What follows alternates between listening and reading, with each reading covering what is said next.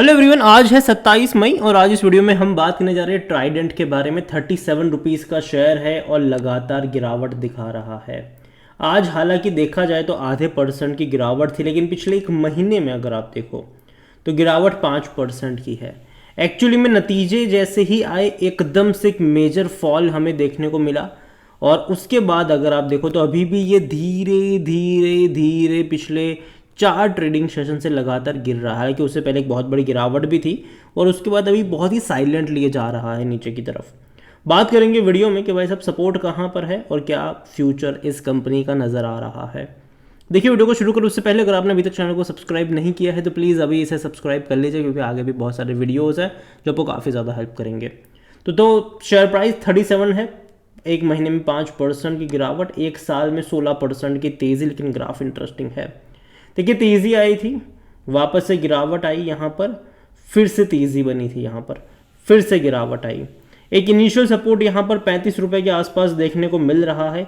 उसके बाद एक स्ट्रॉन्ग सपोर्ट जो है वो 30 और 32 रुपये के आसपास नज़र आता है।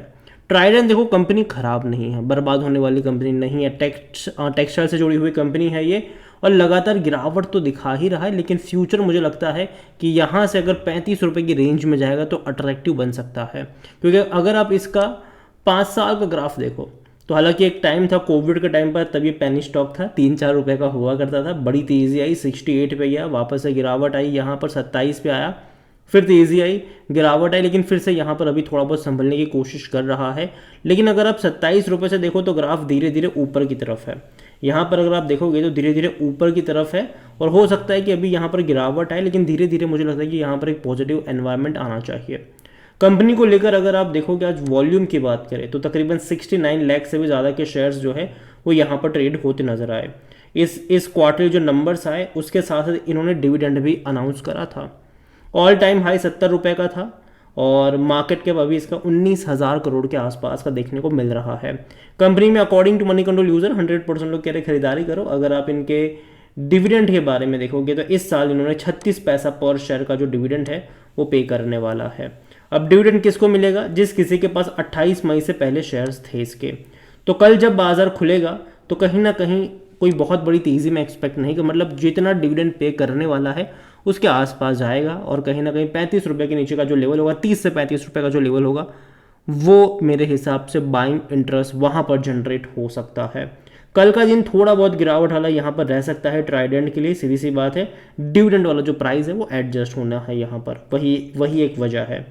और जहाँ तक रेवेन्यू देखा जाए तो पिछले 3 फाइनेंशियल ईयर अगर आप देखो तो एटलीस्ट बढ़े ज़रूर इससे पहले के मुकाबले, लेकिन हमें ये भी समझना होगा कि 2020 और 21 में इसका शेयर प्राइस भी बहुत सस्ता था, ठीक है।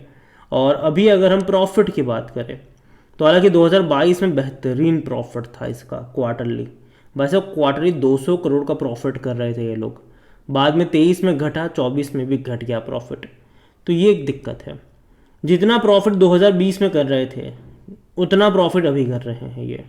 तो ये एक नेगेटिव चीज़ है इस कंपनी के लिए। और जहाँ तक इनकी वेबसाइट पे अगर आप जाओगे तो पहली चीज़ तो है कि देखो ट्राइडेंट जो है होम टेक्सटाइल इनका सबसे बड़ा कह सकते हैं कि रेवेन्यू जनरेटर है।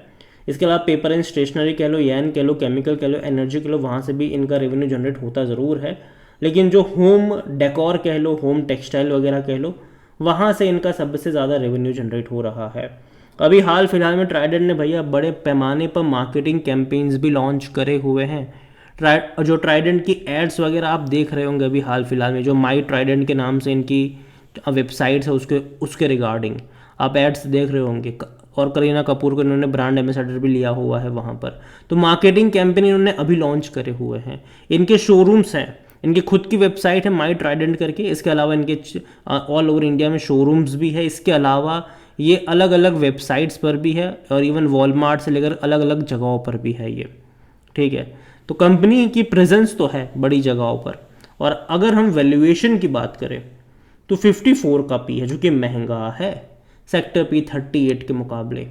लेकिन अगर ये वापस जाता है 30 और 32 रुपए की रेंज में, तब इसका जो पी रेशियो होगा वो सेक्टर पी जितना हो जाएगा, तब इसका जो वैल्यूएशन होगा वो सस्ता भी हो जाएगा। 100% एनालिस्ट कहते हैं खरीदारी करो, हालांकि एक ही एनालिस्ट की यहाँ पर रिकमेंडेशन है। फिनेंशियल्स अगर हम देखें तो इस क्वार्टर काफ़ी ख़राब रहा, इसका काफ़ी ख़राब रहा। 1700 करोड़ का ही इनका रेवेन्यू रहा, जो कि देखा जाए तो सितंबर और दिसंबर के मुकाबले कम है, लेकिन पिछले साल के मुकाबले ज़्यादा है ये, जो कि अच्छी बात है। लेकिन मार्जिन खराब है, 56 करोड़ का ही इनका प्रॉफिट रहा, जबकि पिछले साल ये 130 करोड़ का प्रॉफिट था। तो प्रॉफिट में बहुत मेजर फॉल आया यहाँ पर, ऑलमोस्ट 55 से 60% का डिक्लाइन प्रॉफिट में आया है, और ये एक बड़ी वजह है गिरावट की। ये बड़ी वजह है कि जिस दिन नतीजा है उसी दिन यहाँ पर हमें 7 से 8% की गिरावट देखने को मिल गई थी। हालांकि अगर आप देखोगे तो यहाँ पर एटलीस्ट पहले 100 करोड़ के आसपास का भी प्रॉफिट हुआ करता था, अब ये भी नहीं है। तो मार्जिन पे दबाव बना ज़रूर है कि भाई साहब रेवेन्यू भले ही बढ़ गए पिछले साल के मुकाबले, लेकिन प्रॉफिट नहीं बढ़ पाया, इवन घट गया। सीधी सी बात है, मार्जिन इनके खराब चल रहे हैं। शेयर होल्डिंग को लेकर अगर आप देखो तो जो प्रमोटर की होल्डिंग है वो 73.19% की है, और इंस्टीट्यूशनल्स अगर आप देखोगे तो बहुत कम क्वांटिटी में, ना के बराबर है।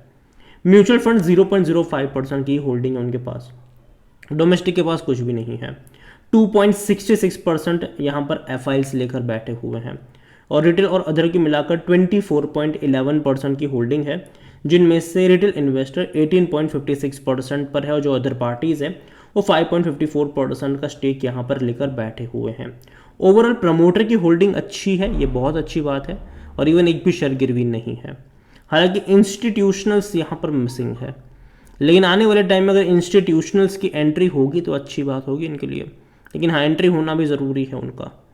तो यहाँ पर ओवरऑल अगर आप देखो ट्राइडेंट को लेकर तो कहीं ना कहीं गिरावट ज़रूर है, और कल भी मुझे लगता है कि यहाँ पर गिरावट पॉसिबल है, क्योंकि डिविडेंड का जो एक्स डेट है वो कल ही का ही है, और जाहिर सी बात है जितना डिविडेंड अनाउंस करा है उतने तक की तो गिरावट दिखाने की कोशिश करेगा, एटलीस्ट मेरे हिसाब से ज़्यादा नहीं, लेकिन 1% या 1.5% की गिरावट ये कल आपको दिखा सकता है। और अगर उतना गिरता है और वापस अगर ये 35 रुपये के नीचे जाता है तो अगेन मैं कह दूँ बाय ऑन डिप्स के मौके बन सकते हैं। अगेन मैं यहाँ पर वर्ड इस्तेमाल कर रहा हूँ बाय ऑन डिप्स, मतलब किसी एक लेवल पर बहुत सारे शेयर्स नहीं। अगर 34 के आसपास हो थोड़ी सी क्वांटिटी ऐड करो, 30 के आसपास एवरेज करने के मौके आपको यहाँ पर ढूंढने चाहिए। अगेन ये मेरा पर्सनल ओपिनियन है, कोई भी इन्वेस्टमेंट एडवाइस नहीं है ये। वीडियो को यहीं पे एंड करता हूँ। पसंद आया हो तो लाइक करें, शेयर करें, चैनल पर अगर आप पहली बार आए तो प्लीज़ सब्सक्राइब करें। और ट्राइडेंट लिमिटेड के बारे में आप क्या सोचते हैं वो भी आप मुझे कमेंट में लिखकर बता सकते हैं। इसके अलावा अगर आप चाहते हैं कि मैं किसी और टेक्सटाइल कंपनी के बारे में भी एक डिटेल वीडियो बनाऊं तो कमेंट में उसका भी नाम लिखिएगा। जितनी ज़्यादा कमेंट आएगी उतना ही जल्दी वीडियो आएगा। Thank you. और ट्राइडेंट को लेकर इतना ज़रूर कहूँगा कि थोड़ा सा वेट कर लीजिए, जल्दबाजी यहाँ पर मत करिएगा।